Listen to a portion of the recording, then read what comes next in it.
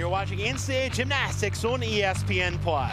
From a snowy mountain state, West Virginia, 1-1 on the season, opens its home campaign against the 2-0 Golden Flashes of Kent State and the Mid-American Conference. Well, Kent State coming off a fantastic year last year, regular season champions in the MAC. West Virginia looking to get back to the NCAA tournament this year.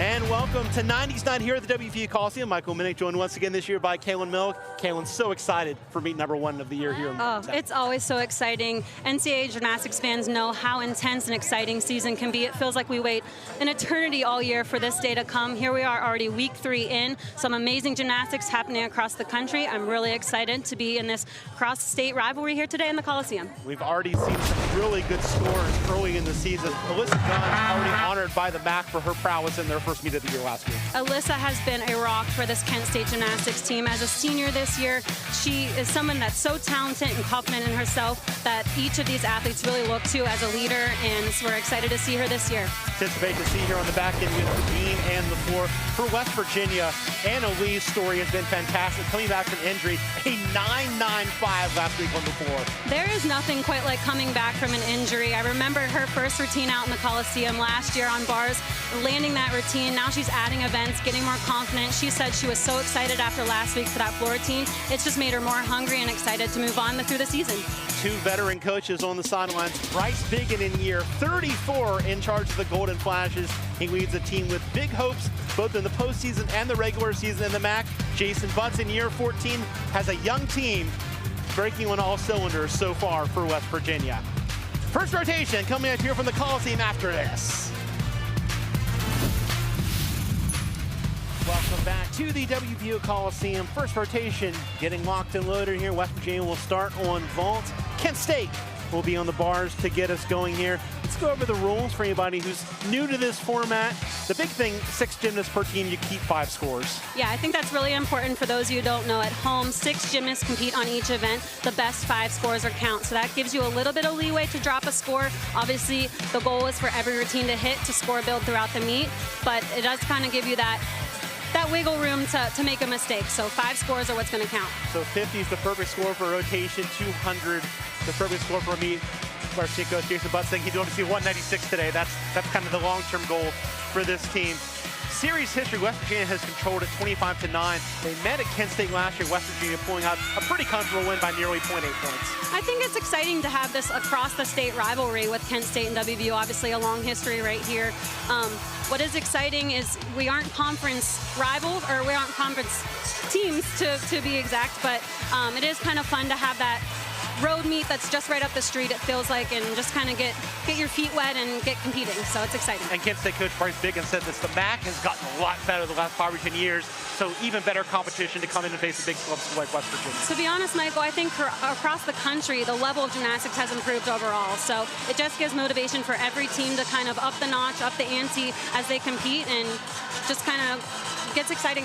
See the Mountaineer vault lineup. You start with the senior Brooke Allman, then 3 freshmen, junior Brooke Rowan, and then Sophia Rice, the Morgantown native, anchoring. I think it's really exciting. Brooke has been a rock. She's competed across the board throughout her 4 years here at West Virginia, but West Virginia is adding depth with injuries coming back, freshmen coming in. I wouldn't sleep on this team. I think they're going to be really good as the season moves forward. Youth for West Virginia in the vault, a lot of experience for Kent State on bars. This junior squad here for Kent State has been really, really impressive. Their sophomore season, going into their junior year, you can see right here, obviously 4 of them competing. So it's going to be exciting to see how Kent State does today as well. We see Nene Albine and Nadia Rudniskaya in the all-around today. West Virginia not competing anybody in the all-around today. That's something else we'll hit on throughout this meet. Brooke Albin leading off for West Virginia on the vaults. Really important for viewers at home to know how important this first routine is for each of these teams.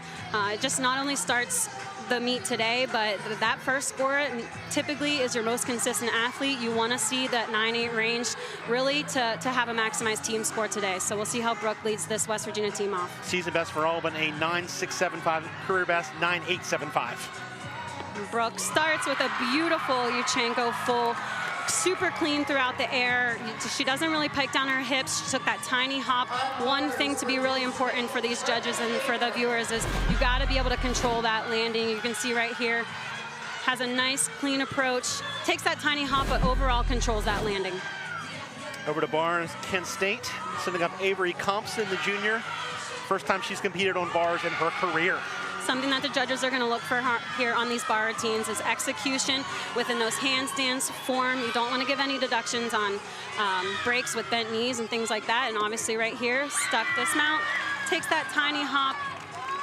A rule that came into play last year was really controlling those landings. Showing control for about 3 seconds is really where you want to be. I know those of you that have watched gymnastics for a while kind of know that college salute has been thrown out the door, but you want to make sure you show control, and that's really a big exclamation point for these routines. Correct myself, that was Charlie Banner on bars, 9.7 her season high, has a 9.9 in her career on bars. I'm excited to see Kent State today. They have the chance, they've put up a lot of 9.8s, 9.9s throughout their team, especially last season. Coach Bryce was really impressed with their scoring potential last year. They definitely want to continue to build on that this year. And now we start the run of freshmen for West Virginia. Carly DiCello from Boyd's, Maryland, getting ready. 9.75 last time out. It's like a 9.75. Speaking of that, is the opening score for Brooke Albin for West Virginia. Good opening score for West Virginia. Obviously, we want to see this continue to build. And off goes DiCello. Carly does another beautiful Yurchenko full. Again, takes that hop. But the thing I love about Carly's vault is she has so much distance, so much power. It's impressive. You can see right here on the replay. Nice entry under the table. They call that the pre-flight. She does take that hop, a tiny bit of pike down. I think if she can get rid of that, she'll stick that here come throughout the season. 9.675 is the score for Albin in the leadoff spot for West Virginia. So matching her season high. Waiting to score for Charlie Banner. Maya Migliori is on deck for the Golden Flashes. We talked about it a bit in the open. Looks like it's going to be a 9.7 leading off for Banner. This Kent State team had a lot of expectations coming off of last year.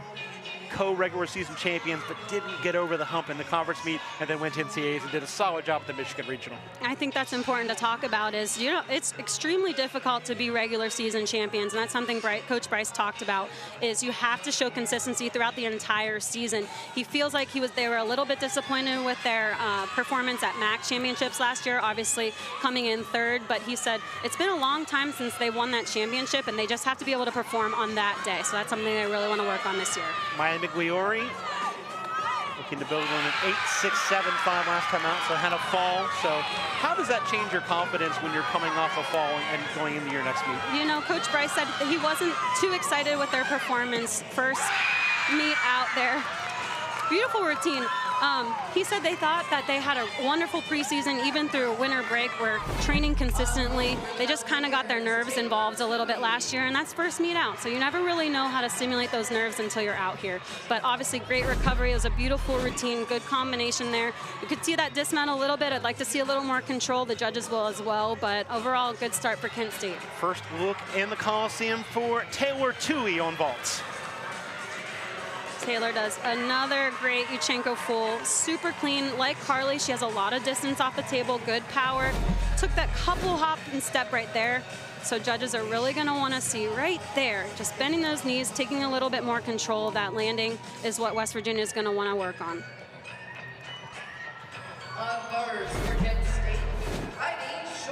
Heidi Schultz, second team All-MAC performer last year. Next on bars, she's really fought through some injuries earlier this year to compete. Yeah, she has the potential. Last year, she put up career highs on bars, 9.9, beam 9.9 as well. Floor exercise, a 9.975. So huge numbers for Heidi. Coach Bryce said she is dealing with a little bit of a back injury, so she's had to train a little bit smarter. But as a junior, you know, your body's going to wear down a little bit. You become smarter in your training to value quality over quantity. So we'll see how she does in this bar routine today. How do you practice bars with a back injury? How do you have to kind of do it differently? You know, bars isn't that bad on your back as opposed to vault and floor, which is a more powerful event, but it depends on, you know, what the injury is. Obviously, you want to be smart with numbers. That's first and foremost. In club, you kind of put in some more numbers just to kind of get your foundation, as you will. But college is more about the execution, lower numbers, better quality. So we'll see how this routine turns out for her today. 9.8 for Maya Migliori in the second spot. That's the best we've seen so far. Taylor Toohey, 9.625 on vault. Schultz now up on bars for Kent State. Nice nice free hip hand into a chapash there. You can see from our angle, I'm not sure if the judges will see, but a little bit of split legs on that combination. Shoot over handstand. Yeah, we've got such a good spot to watch bars right here. We do. A little bit of form in those giants there, but that's the stuck landing we're talking about. It's a huge exclamation point. You can see how excited the team is for her. But overall, great routine. Her first time on bars this year went pretty well. You can see that double layout, super stretched, gives no deductions on that dismount. Chest is up, she clicks those heels together, nice and controlled. Emerson Smith, the freshman from Westerville, Ohio, on deck, 9.5 last week. Emerson does another Yurchenko full. All of these vaults, I will say about West Virginia, they were a little bit thin on their vault lineup last year with all of the injuries they've had to battle through. I do think I'm really impressed with how the quality of the vaults. They're bigger vaults. I think really all that the West Virginia has to work on is those landings.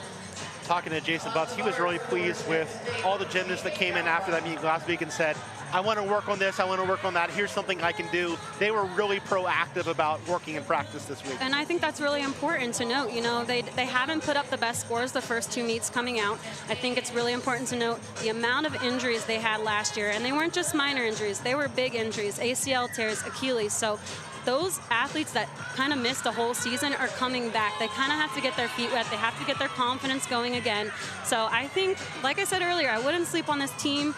I think they're going to get their confidence. They're going to get lineups that really are solidified and do well. So I'm excited to see West Virginia as they move on. Really strong bars rotation continues for Kent State. A 9-8 for Schultz as well. So a pair of 9-8s and a 9-7 for the Golden Flashes as they have built an early lead in this rotation. A 9.55, the score on the vaults for Emerson Smith. So that is a career best for her. Nice, fortunate cast to handstand. One thing I was going to mention is cast to handstands. The gymnasts do have a 10-degree window. Obviously, she went really aggressive, which is what you want to see for your bar routines. Went a little too aggressive, got loose in that back, but so she'll have to start that routine over. Unfortunate fall there for Kent State. Yeah, Nene Alvin, this is the only event she didn't do last week, so first time on bars for her.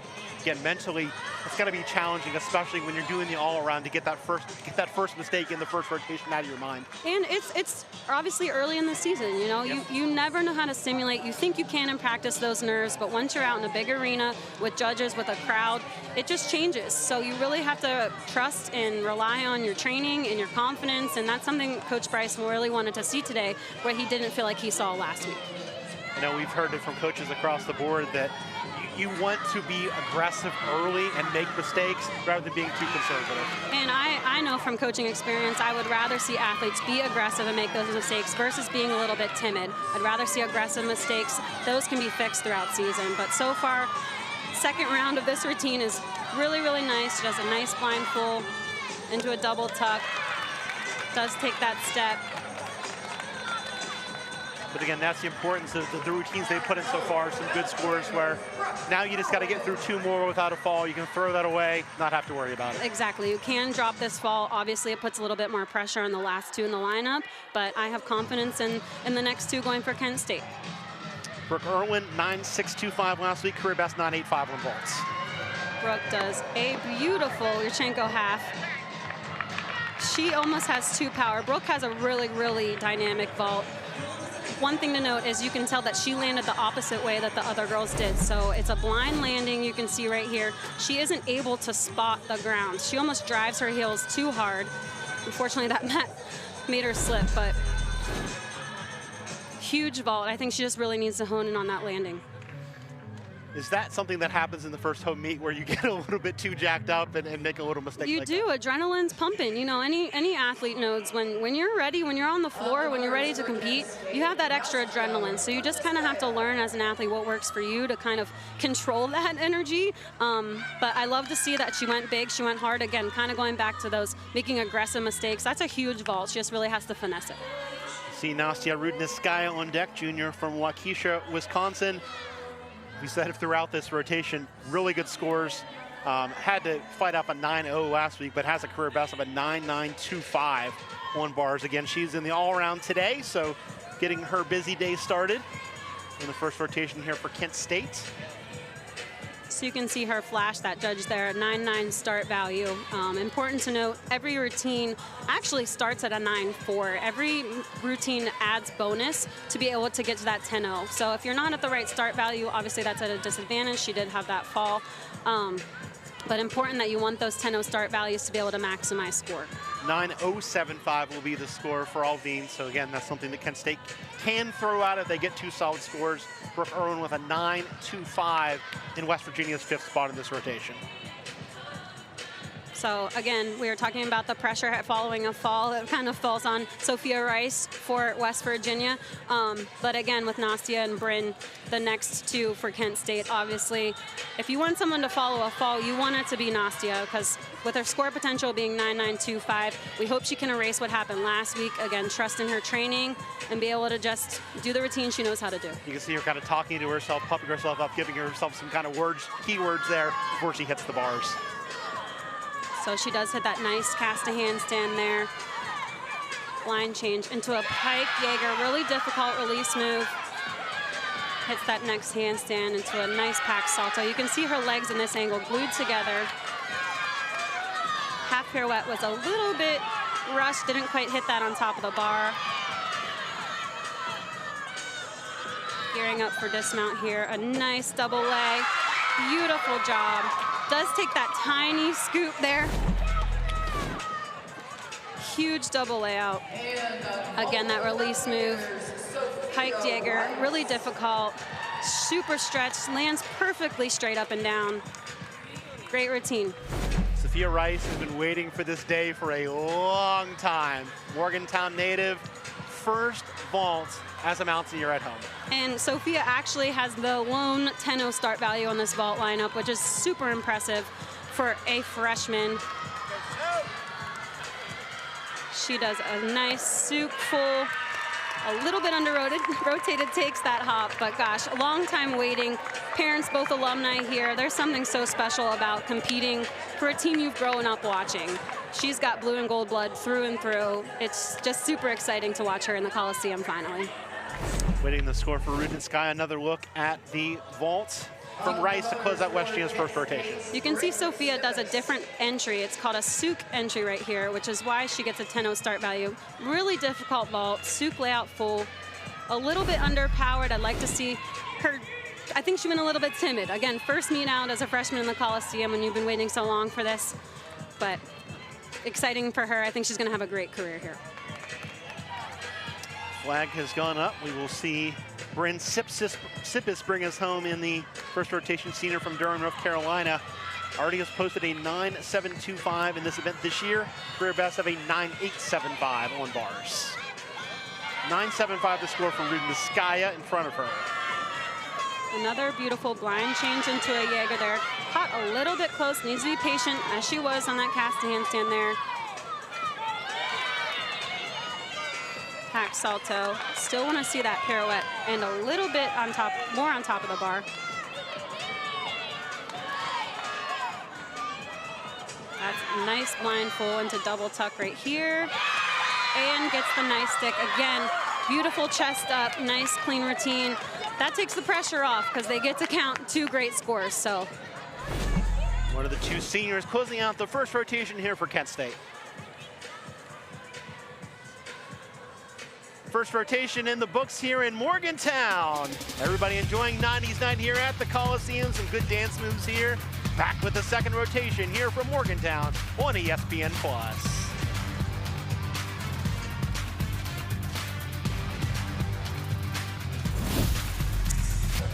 One rotation in the books here in Morgantown. About to flip-flop here and start the second rotation. West Virginia will be on bars. Kent State will vault here in the second rotation. West Virginia's leaders early part of the season, and the thing that sticks out to me, Kaylin, is a lot of new additions to this program already taking major roles. yeah, it's really exciting. Like I had mentioned before, there were so many injuries last year for this team that they're adding so much depth on each event. I think it's exciting because they get to kind of play with some lineups early on the season to find out what's going to work best for them come postseason.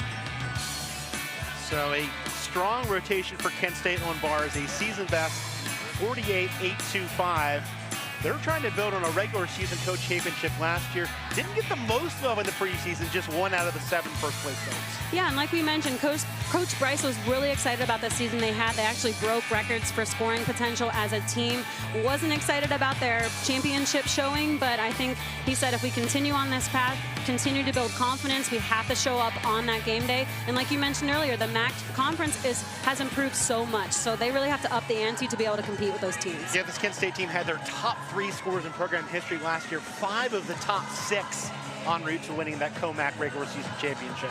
It's really exciting, and it shows how consistent you have to be in this sport. Like we said earlier, the level of gymnastics has improved so much across the country, so each of these teams really have to do that as well if they want to be relevant and qualify to regionals and national championships.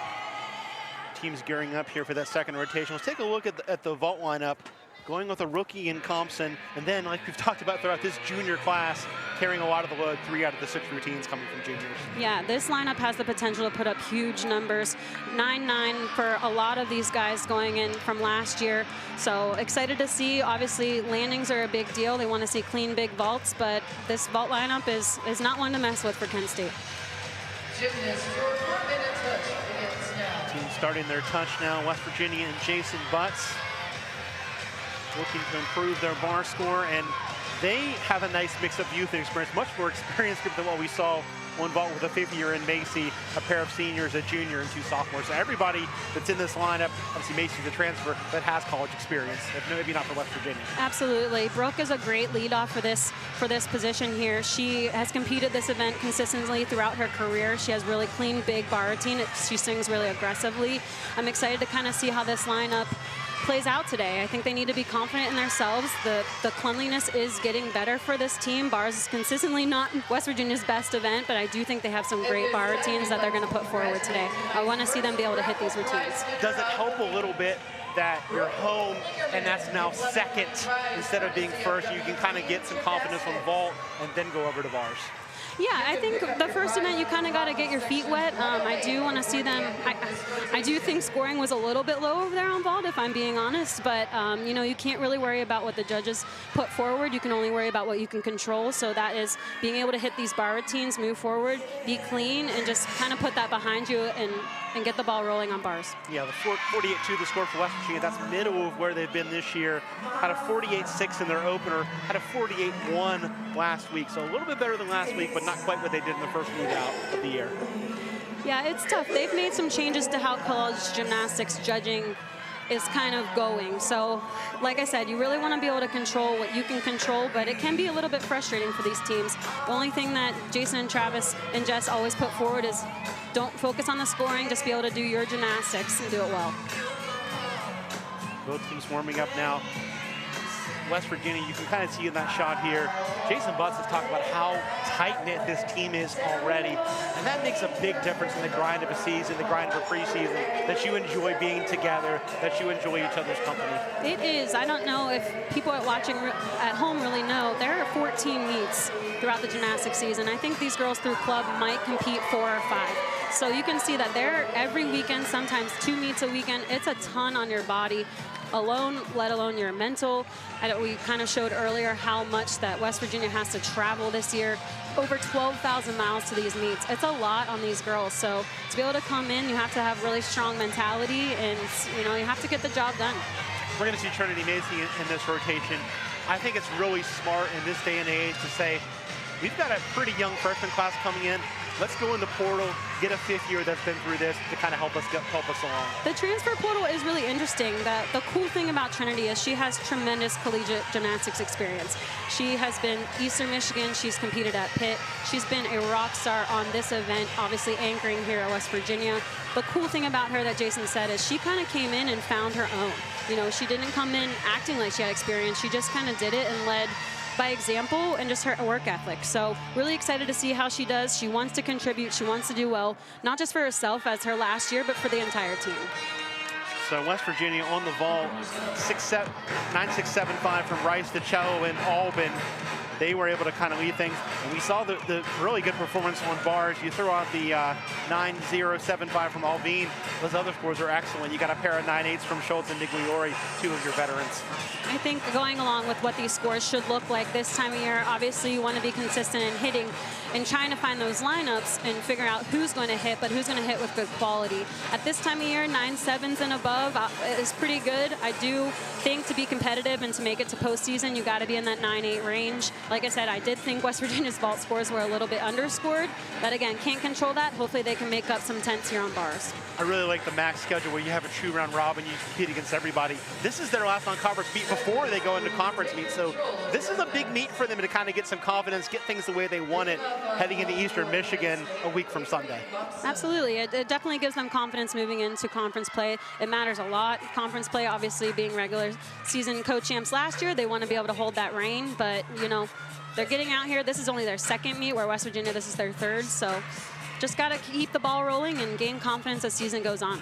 Avery Thompson getting some final stretches in that leadoff position, 9-7 in the Golden Flashes opening win last weekend. She's underway here in the second rotation. You can see Avery here does another Yurchenko full. Does pike down. I don't think she really needed to pike down like that to take that hop, but again, landings are what I'm going to stress so much on every event.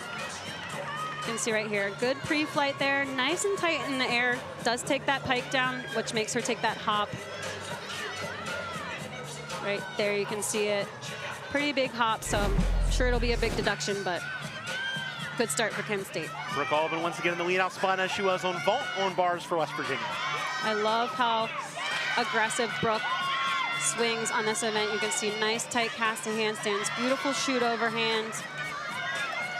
Biggest thing for this Mountaineer team, they had some difficulties with their dismounts last year, or excuse me, last week. So I really want to see them regroup before their dismount to be able to get that nice stick. Brooke does take that hop, but beautiful stretched dismount there. Like I said, super clean routine. I think it was a good start for Mountaineers. Trying to bone a 9-7-7-5 in the opener, 9-8-7-5 Brooke Albin's career high. You can see the reaction as soon as she landed. She was happy with that routine. You can see how stretched she is in that dismount. She doesn't show any pike down. That chest is up. Does take that tiny hop, but it is controlled. If she can stick that landing, it's going to be a good store. Maya Migliori had a 9-8 on bars. She is getting ready to vault here. Maya does another Yurchenko full. You can see that landing was a bit more controlled. Still kind of takes that pike down if I'm being picky, because the judges are, so I'm gonna tell the audience how it's going. A little bit close to the table. I'd like to see a little bit more distance, but much cleaner landing. You can see those lines on the back of the table for the viewers at home. You definitely want to land between those lines. It's under the judge's discretion. When you land outside of those lines, they can take deductions for that, but that was nice and in the middle. Thompson led off with a 9-5-2-5 in the vault for Kent State. West Virginia getting Jaden McDonald ready to compete second on bars.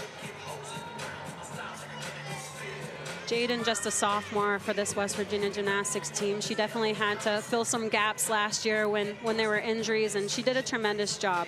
Jaden has a lot of elite gymnastics experience. I think just getting her to understand what it takes to be a collegiate gymnast in the quality and not so much the quantity of her tricks. She has so many options for routine. So being able to find what works for her that she's going to be most confident in has been the goal of this West Virginia coaching staff. So 9-6-2-5 the score for Brooke Albin, leading off on bars for West Virginia. Migliori puts up a 9-6-5. So Kent State, much like West Virginia, getting scored pretty low on vault to lead things off. Jaden McDonald, you saw her season average there a second ago, 9.65, her season best. That came in the opening meet. Had a 9.825 late in her freshman year last year. That is her career high. I want to point out right here, this release move that Jaden is doing is massive. She has a nice toe hand, huge ray. You can see how much height she gets off the bar. That's something the judges want to look at. She does a pack salto. Again, from our angle, can see those split legs, but maybe the judges can't from the side. We really want to see her regroup on this dismount. Nice cast handstand. Needs to be patient here. Does a nice double layout, huge, does peg down a bit. I want to see her stretch that out a little bit, but you can see how massive that release move is right there. Jaden has the potential to put out a huge number on this event. A little bit of peg down there. Let's go to the bar a little bit early, which causes her to do that. If she can be a little bit more patient off the bar, wow, that's a stunning bar routine. That's what I was just going to say is this is a team that has a lot of scoring potential. Just need to put it all together. Third vault coming here for Kent State. And another Yurchenko full. Again, a nice controlled landing. Does that take that tiny hop a little bit close to the table? Again, if I'm being picky. But overall, clean vaults over there for Kent State. Yeah, Nastya Ridnitskaya going in her second event of 4 today. Good pre-fight there. You can see her leg split a little bit there. Want to see those heels click together, which she did nicely. Amber Lowe in the third spot for West Virginia on bars today. Coming off a fall 2 weeks ago, did not compete this event last week. Career best is excellent though, a 9.875 as a freshman last year for Amber Lowe. Amber, again, like Jaden, had to step in when there was a lot of open spots last year due to injuries. So I really want to see her. Something Jason and the coaching staff said about her is that she's super hard on herself. So I want her to really relax, do the gymnastics she knows how to do, because sometimes when you put too much pressure on yourself to do well, it kind of counteracts itself. So I really want to see her do well today. 9.7 from Jaden McDonald in front of her. She was a little short on that cast handstand. Does, again, that difficult piked Jaeger into a beautiful pack salto there.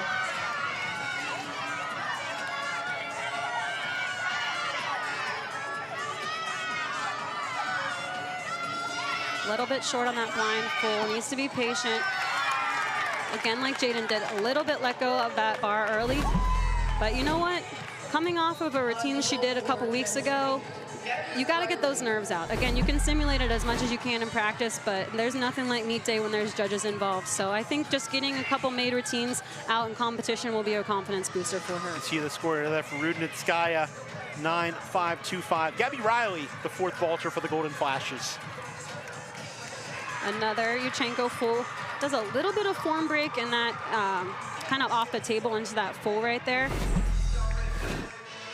Put up a 9.65 in their opener, 9.825 her career high. You can kind of see how she separated the layout into the full there. But she does land fairly controlled there. But with the judging score over there, it's a little bit tough today, so we'll see what they do. I want to go back to Amber Lowe being in that third spot. Is that a good spot to put someone who needs a confidence boost? You don't have the pressure leading off. You also don't have the pressure of maybe having to pick up a score at the end. I do think that's important to talk about because the order of these athletes is pretty strategic as well. Typically, your first up is your most consistent athlete that goes up. You know they're going to hit. It's a really, really important spot. It's like you should be honored to be in that spot. Sometimes, and every coach does it a little bit differently. Sometimes you'll sprinkle in some maybe not so confident routines in the middle and then end with your best routines. Anna Lee has a 9.775 this year, 9.85 her career best. A nice combination there, blind change into a straddle Jaeger, pack salto. Needs to take, I could see her take a breath right there, talking to herself. Had a little bit of a mishap last week on this dismount, which was uncharacteristic for her. And there we go. She needed that confidence booster as well. Very emphatic high fives from her. She's thrilled with that routine. Beautiful routine. Nice pack salto there. Like I said, you can see her take that breath, kind of talk to herself after last week. She, like I said, had an uncharacteristic dismount for her, but beautiful routine. Charlie Banner vaulting fifth for Kent State. That was a nice big Yurchenko. You can see the distance she gets from the table. I mentioned that earlier from some of West Virginia's vaults. But huge distance, big vault, does take that hop. Those are things they can work on throughout season, but you want to be able to start sticking those, especially to note Yurchenko fulls start with a 9.95, where Yurchenko 1.5 and some other vaults start at a 10.0. So you got to make sure you're sticking those landings and being really clean on those Yurchenko full vaults. See the scores updating live. Both Riley and Lowe for Kent State and Western respectively putting up the best scores for their team in this rotation. So just what you wanted at those middle spots, building scores. And Anna Lee falls with a 9.825. Beautiful routine. Like I said, Anna needed that for her confidence, for this team's confidence. You can see you were kind of talking about lineup choices. Anna being a senior kind of in that middle way there can kind of get things back on track and just continue these two routines as the Mountaineers move forward. We highlighted Annalise 99514. So impressive to do that after a mishap on bars earlier in that competition. Absolutely. Brooke Irwin, 5th for West Virginia on bars. Brooke Irwin does huge gymnastics. She's a taller gymnast. You can see right there, a little bit short on both those cast to handstands. But 5'6" gymnast. her toe point is exquisite right there. Her handstands all the way through her toes. Gearing up for the dismount. And that dismount is actually new for Brooke. So she just learned that double layout this year. Obviously has some finesse that she can do, but to learn a new dismount as a junior after coming back from an injury, a little bit close position. I'd like to see it stretch more, but that's going to come with performing it more and more. How kind of scary is it to come back from an injury and do something new? It's tough. I mean, to come back from an injury in general, wow. Sorry to cut you off. That was an amazing vault. What I was just talking about with the Yurchenko fools, you know, essentially having to be perfect with a 9.9 start value. That was great. Nene Alvin with a fantastic vault there, as you said, for Kent State. You can see right here, super stretch. You can see her flare there. She can spot the ground, what she did right there. You can see it again. Right there is already looking for the ground, arms in the right position, and she gets the stick. Beautiful job. So 6 for 6 on that rotation for Kent State. They're going to drop a 9.525 most likely because Alvin's going to put up a nice score there. Absolutely. West Virginia has 5 in the books with Brooke Irwin competing her routine. We're waiting for the score, and then we will see Trinity Macy. It's the first time as a Mountaineer here has competed for Pitt and Eastern Michigan against the Mountaineers, but first time wearing the right shade of gold and blue. I know, right? We're not biased here, but... Not at all. About against Pitt. Gosh, no. I actually got to talk to Trinity. She's a super cool kid. She is just super level-headed, wants to improve. Something Jason said about her is, you know, as a 5th year, your body's really broken down. And he said she wants to take extra turns. She wants to improve, not only to just go out on top her last year, but to do it for this team and to help, you know, give the team the best score she can to help improve overall team score. So that's really impressive as a 5th year to be able to make that decision to grind through and go out on top. So really excited for her. She actually has competed a couple times in the Coliseum, but like you said, she's wearing the right colors now. So really excited for her. See the score for Alvin, a 9.85. So she'll win the vault championship with that 9.85 for Kent State. West Virginia has a 9.6 up for Brooke Irwin, and we'll see Trinity Macy to close out this second rotation. Trinity does a really unique mount over the low bar there. Does a beautiful blind change. Really difficult combination. That's probably the best I've seen her do it this year. I want her to regroup here.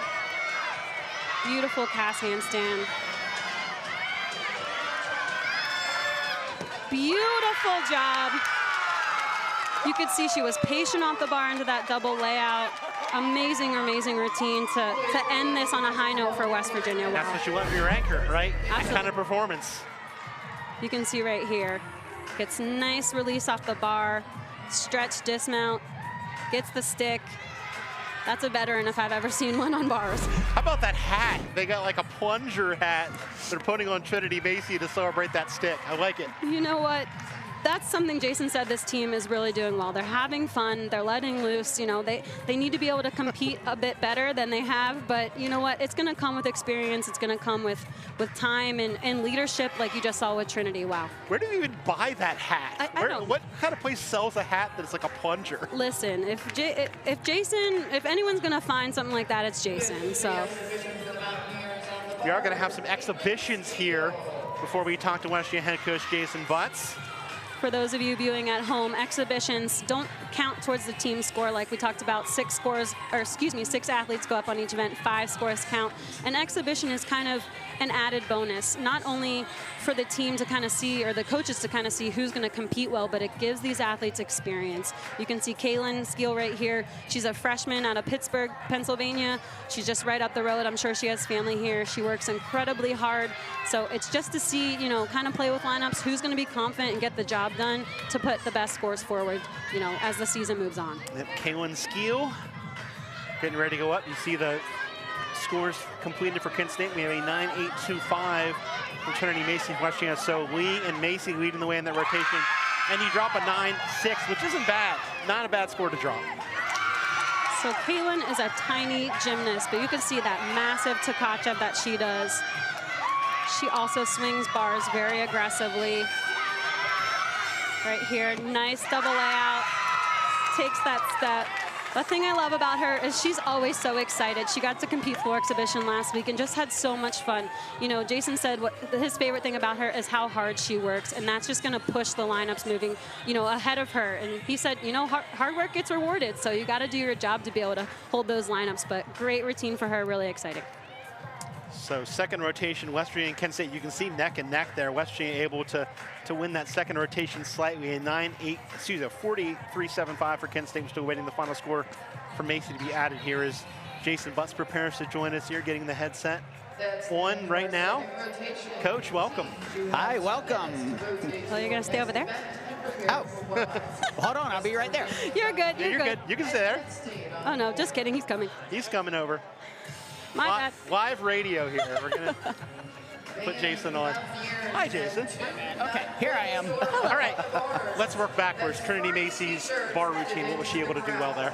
Oh my gosh, like just the handstands, the Jaeger release, the shoot over, the stick on the double out, and just that spark that we needed to, you know, and then Kaylin skill in the exhibition. So it was just 3 routines, bam, bam, bam. It was a lot of fun.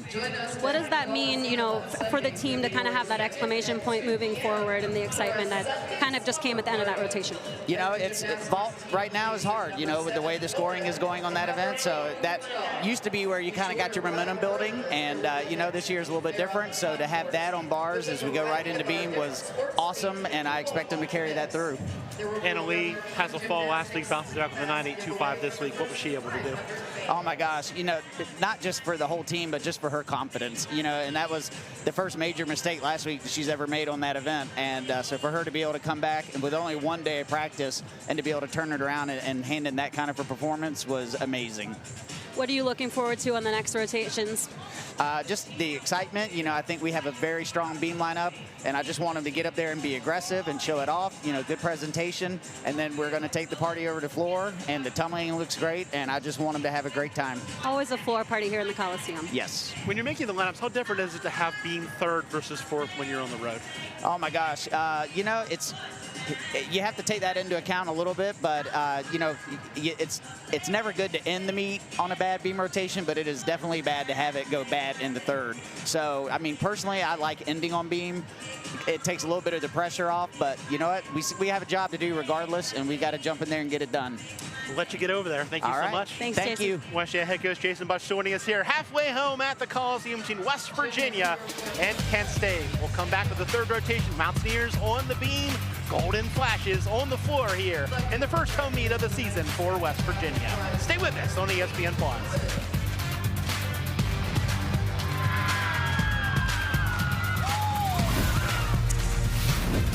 With people there that are suffering. Absolutely.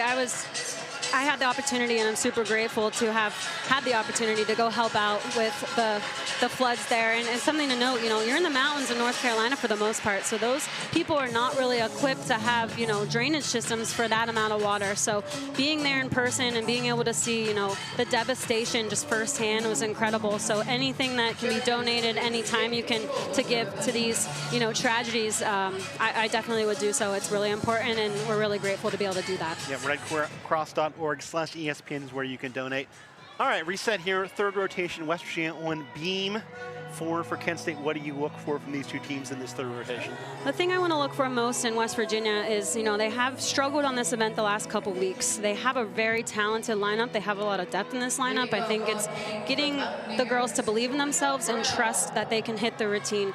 Jess has been the coach on that event, has really worked hard with them, so I think they just need to go out there and do their job.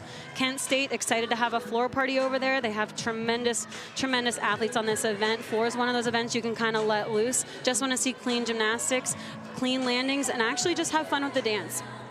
Theme throughout is putting somebody really good in that first spot. Even if she's only a sophomore, that certainly qualifies for Julia Brown. 9.825 her season best. She's got a 9.875 in her bag that came at Big 12s last year. Honestly, it's funny. I remember Julia's first meet in the Coliseum last year. She did have a fall. So to see how hard she's worked, Jason has said she just is relentless in her work ethic. She's trying to add more events on floor, etc., just to help this team. But she is what we call a beam queen. And if you want someone first in your lineup, it's Julia. Talked throughout about how this freshman group from last year had to step up. We've got 3 sophomores getting out this rotation for the Mountaineers today. Julia starts with a really difficult triple series there. Handspring layout, absolutely nails it, shows control. You can see how much poise she has. It's like she's on the floor, which is really important to note. For viewers at home, the beam is no bigger than the width of your iPhone. So if you put that into perspective and what these athletes can do on this event, wow, it's pretty incredible. She does her nice leap series there, switch leg into a pike jump. Really clean, again, shows some control. A little bit ahead of her on the dance there. Shows how much you really have to stay in the moment. Dismount here, a round up double full, and she sticks the landing. And let me tell you, that girl can stick a round up double full every single time in there. Right there is why she's first up in this lineup. Beautiful execution, chest is up, holds on to that landing, really impressive, clicks those heels together. That's exactly what West Virginia wants to start off this rotation. And she gets the plunger hat, of course. I don't know what that means, but I don't care. I think it's for stick. I guess the plunger is that sticking. makes I sense. think that's what they're thinking. Hey, whatever works. Put that plunger on my head. I'll stick. You see the Kent State floor lineup. Nasia Rudnitsky, her 3rd event in all around today. 9.7, her best this year, has a 9.9 in her career bag. I know last year Kent State put up some huge numbers on this event. Let's see what they have here today. Opens up with a double pike. One thing judges are going to look for in these floor routines are height on these passes, cleanliness, of course, execution. Want to land with a lot of control. You can see her leap series there. Judges want to see those 180 splits and finishing those leaps all the way around. I think she was a little bit short on that.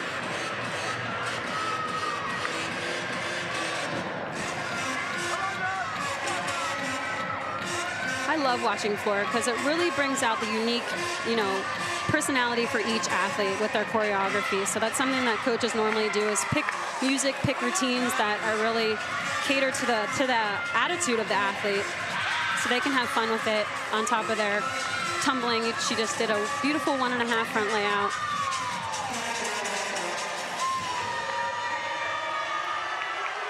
You can see her having some fun there. Gearing up for her last pass.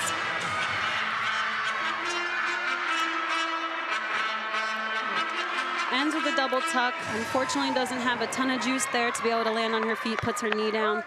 But that's something to be aware of for viewers at home too. This time of year, you don't really have that floor endurance quite yet, So as the season goes on, you get a little bit more confident, you get a little bit more endurance in yourself. You'll be able to make those routines easy. Now a little bit of pressure on Kent State, who are leading this meet through 2 rotations, 97.2 to 96.95. Now you have to avoid a score out of your first spot. And something that's important, you can see how close the meet is between these two teams, but you don't really want to focus on what the other team's doing. The only thing you can control as a team is what you're doing on your event. That's something Coach Bryce said to us earlier when we talked to him. That's something Coach Jason always says, is you really have to stay focused in your bubble, because it really doesn't matter what the teams are doing around you. If you're doing your job, putting up the best scores for you, that's all that matters for your team, and that's really where the best outcome comes. Julia Brown score there, a 9.675. This is Amber Lowe in the 2nd spot. Has a 9.8 this year, just off her career high of a 9.825 set last year, but she falls. Amber has a really unique series there. It's a side aerial into side semi. Unfortunately, takes that fall there again, puts added pressure on the athletes after her. So now both these teams are going to have to try and get rid of that first score right away, which, again, I think tests the team, and you kind of see who can step up in this sort of situation. Absolutely. I was talking about how Kaylin on bars was pushing those athletes ahead of her. It's really important, and if these girls want to compete and want to compete well for their team, this opens up a lineup spot, and you obviously want to see everyone do well, but got to be able to hit those routines. It's a great point about the exhibitions too. Now if you're doing an exhibition, you're saying, if I do well today, I might be in the lineup next week at Denver. Absolutely, and the perfect example, excuse me, right now we'll watch Amber's dismount there. Nice clean 1.5, does take that hop.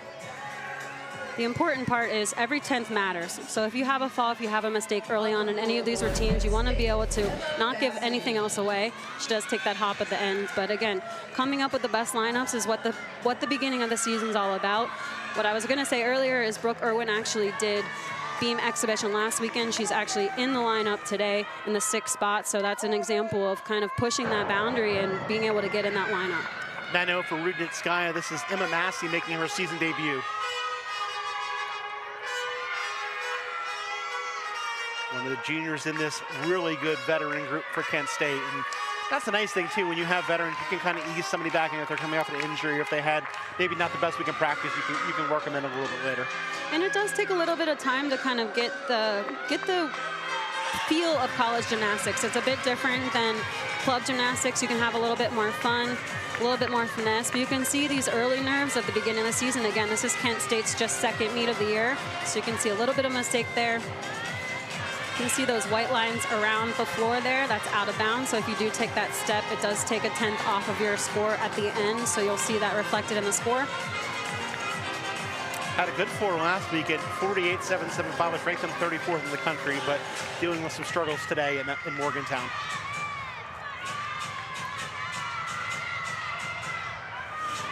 Again, you can see her having fun. And that's another thing that as you compete throughout your career, you get to be your junior, senior, you have a ton of fun and you get to let loose a little bit. It's funny when you see some of the freshmen, they're a little bit more serious, and as they progress, you kind of see them having a lot more fun and having that showmanship we like to see on floor.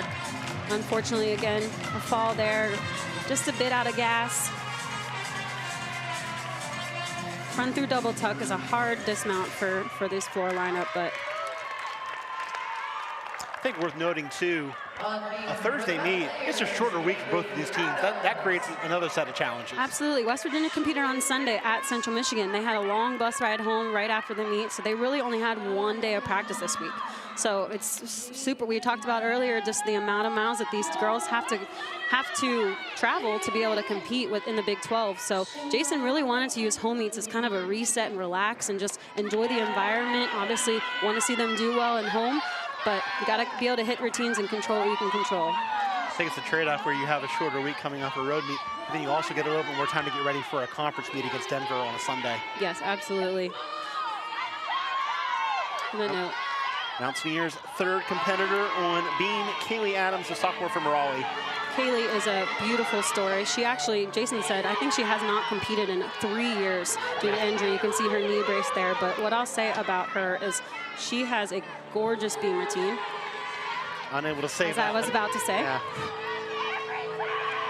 That's part of it, too, is just the mental aspect of you haven't competed in a couple years, finding that ability to replicate what you do in practice all the time, but do it on a bigger stage. Absolutely. It's difficult. And like I talked about earlier, the amount of injuries and big injuries that this West Virginia team had, a lot of them haven't competed in over a year. So somehow they got to find a way to be able to hone in and be able to do their gymnastics, because they really do have some great gymnastics. We just need to be able to see it in competition.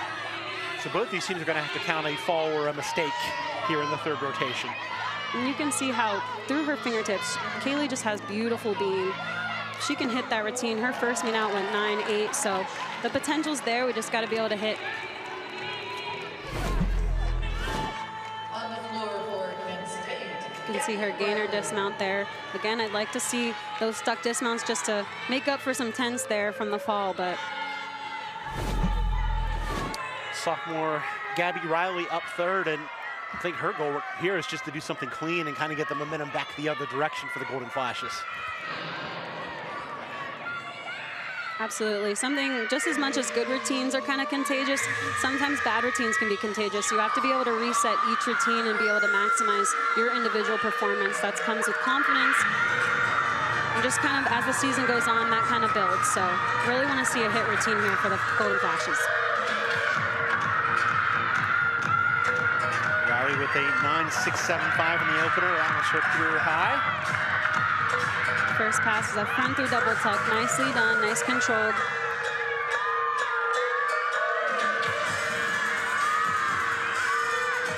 Having some fun with her dance. Nice sweep series there.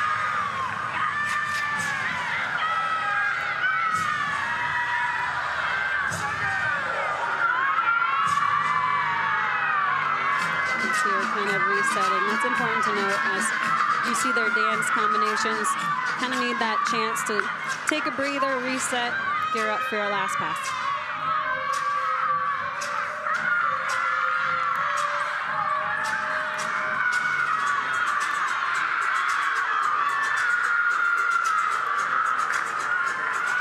That's a really difficult Rudy layout step out. It's a 3/10 bonus combination to end.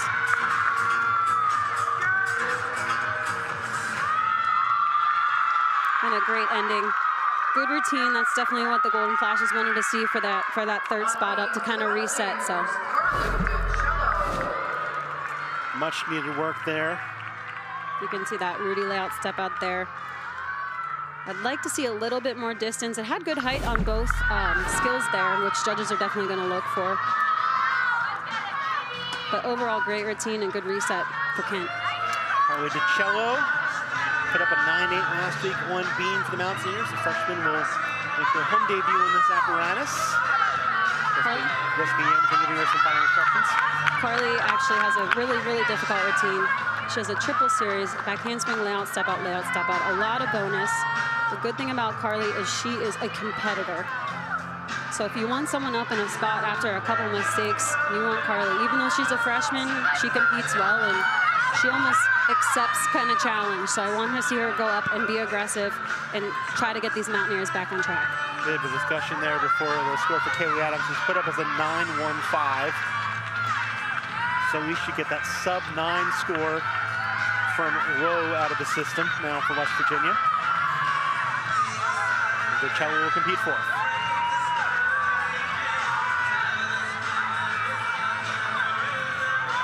The good thing about Carly doing such a difficult series is she actually doesn't have to have a ton of tricks in her routine. If she can nail this combination right here,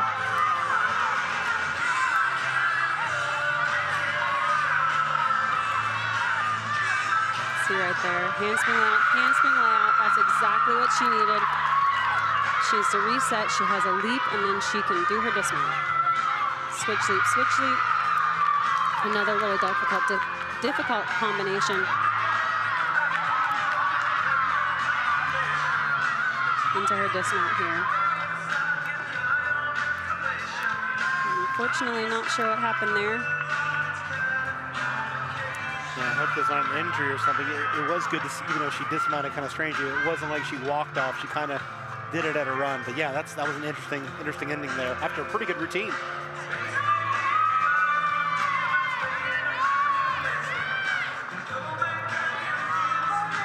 She's actually going to get back up and do her dismount here just to be able to get credit for it. Again, not sure what happened. It was a nice 1.5. So bit of adversity for both of these teams here in the third rotation. We'll move on to Nene Alvin, who had a fantastic vault to close out that rotation for Kent State. She's going to win the vault at this meet. We'll see what she can do in 4. I'm excited to see her. There's something about kind of, competing that first, or her vault doing so well, kind of brings that energy to the floor. So I'm hoping that she's able to build off that energy and have a good routine for Kent. 9.675 in the Golden Flashes opener last week. Rowley had a 9.75 in front of her. Starts the routine with a nice double pike. You can tell in her vault, she has a ton of power. Needs to be able to control that power a little bit, but again, I'd rather see some aggressive mistakes from each of these teams. Very clean combination pass there, front layout, front full.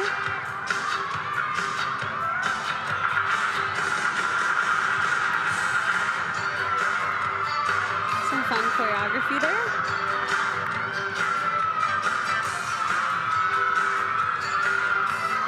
Beautiful switch ring into a tourjete half.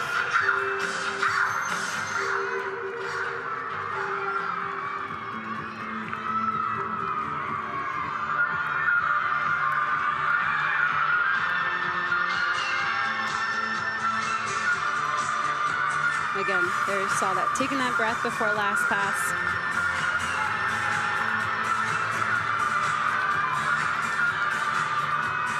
Left handspring, huge double tuck. That's the landing we've been looking for, nice and controlled.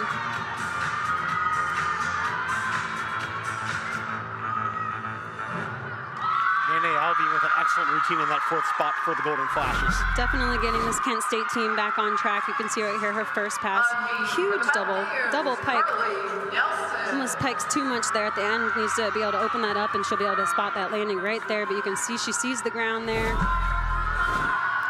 Definitely a great routine for Kent State to keep it going. Pacello in 9.075. Got to be emotional for Carly Nelson to compete at home again after her injury last year that cost her the rest of her season. It's definitely emotional, and unfortunately for Carly, last year it was really the first time she's ever been injured in her career. So it was definitely a tough break for her. It's tough mentally when you deal with such a huge injury like that. But to see her come back is super exciting. She's just a junior. She's got a new series here: front aerial, back handspring, back handspring. A lot of bonus in that. What judges are going to want to see is those arms moving forward on the front aerial to make it fluid.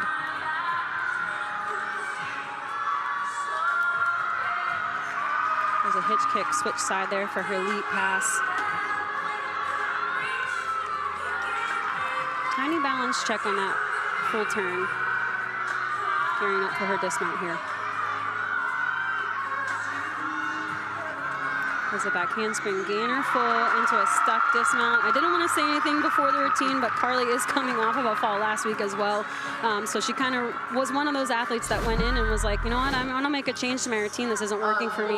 And she was able to come out and get a hit for the Mountaineers in a really, really critical point right there in the lineup. Yeah, after really 3 poor routines in a row, step up and do that. And that's big. Seen Kent State do it as well on 4. They'll finish with 2 of their strongest gymnasts, Charlie Banner here, and we'll see Alyssa Guns, who we profiled earlier, on deck after a 9.85 before her in that 4th spot out of Nene Alvin. And we talked about earlier how important it is to kind of not give up after mistakes, because every 10th matters in this sport. So even though these teams might be counting a fall or 2, you have to be able to have athletes that come out and really maximize score. So you can see that in the great 9.75, 9.85. So if they can keep this rolling, they're going to have 4 great scores to count in 1 mistake. So you want to be able to see that from Kent State right here. Worth noting with Pacello as well, because she went back and did the dismount that brought her score up a little bit, and that did not make her score the lowest, which matters too. Absolutely. Each routine has certain bonus and certain requirements, so a dismount obviously being one of them. So had she not gone up and done that dismount on beam there, she would have definitely started at a lower start value. So for her to be able to make a mistake and be able to get up and finish it is important for her confidence and for the team. Charlie Banner nearly had her career high in the opening meet, had a 9.725 career best of a 9.75. So I imagine her goal today is to beat a meet or beat her career high, because it was right there for her last week. And you just saw her beautiful leap combination. Really high on each of those jumps. Something that judges are really going to want to see. A really difficult E-pass to end her routine. Front double full. And another beautiful leap there. Kent State really, really getting it back on track. That's really exciting for them. Another look at Charlie Banner's pass. Nice front through double tuck. That counts as her combination pass. Ends right here with this difficult front double full. Really nicely executed there. Difficult routine for her. She really did well. Brooke Irwin's 3rd and final event of the day will be to anchor the beam here for West Virginia. I'm excited to see Brooke. She's another one that battled an ACL injury last year, so she really hasn't been able to see a ton of competition time. But we talked about how tall she is. She's a 5'6" gymnast, so her gymnastics is big. Her beam routine is also huge. You can see her tumbling on this event, her leap series. It's massive, so I want to be able to see her hit this routine to really see the scoring potential. 9.275 the score for Carly Nelson in the 5th spot. Brooke Irwin awaiting the go-ahead to finish off this 3rd rotation for West Virginia. Judges are conferencing right now for that routine. I kind of mentioned that triple series she did with the front aerial, back handspring, back handspring. I'm assuming they didn't give credit for that, because with the score being so low. Yeah. So I'm sure that's what they're conferencing about, to make sure both judges are on the same page with the same start value and the same deductions. Meanwhile, 9.825 the score for Boehner, so another strong 9.8 plus score on 4 for the Golden Flashes. As a coach, you've been in this position. when do you kind of pick your spots to talk to the judges, to appeal things, to kind of get things fixed? I always left that to Travis. Yep. He's over here talking to the meet ref right now. It can be frustrating at times. I mean, in this scenario, West Virginia obviously has had obvious mistakes, so it's a little bit different. But you definitely want to hold your own. You know, if you don't feel like the judges have been fair, it's kind of important to talk about. So just so you know what to change moving forward. So they flashed a 9.275. They're now showing as a 9.25. It's a little bit of a drop off there for Nelson from the original score that was shown. So you can see Brooks' leap series right there. Beautiful switch half beat jump. Like I said, she's a tall gymnast, so her leaps are huge. It's going to be an important moment for her. Back handspring layout, step out. A little bit off, does show some wobble, and that you can see how high that back handspring layout is. First time competing this BIM routine as well in competition. And we talked about how special those first routines out in the Coliseum, or just in general after an injury. So to see her in the exhibition last week and then to finish this routine here, she learned that dismount brand new. She really stepped up and, you know, was able to get in that lineup, and she showed that she needed to be there. Another look at the dismount from Brooke Irwin. See that again. The judges want to see that controlled dismount there. Wasn't quite square. Again, that dismount is new for her. So just a little bit off there, but again, coming back from injury, new routines going. I'm excited for Brooke. She's going to have a great career as well. Talk about this gymnast in the open, the defending NAC Specialist of the Week, Alyssa Guns, on the floor. The exciting thing about Alyssa is, you know, as a freshman, she actually went 9.95 on this routine, which is huge for a freshman coming in. Normally, there's kind of that transition period to get used to college gymnastics. She came in and said, I got it.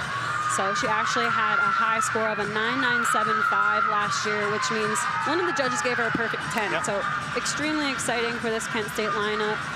I mentioned how much of a leader she is just in her work ethic and just her overall presence to the team. Having somebody in your anchor spot on this event, like Alyssa, is super exciting.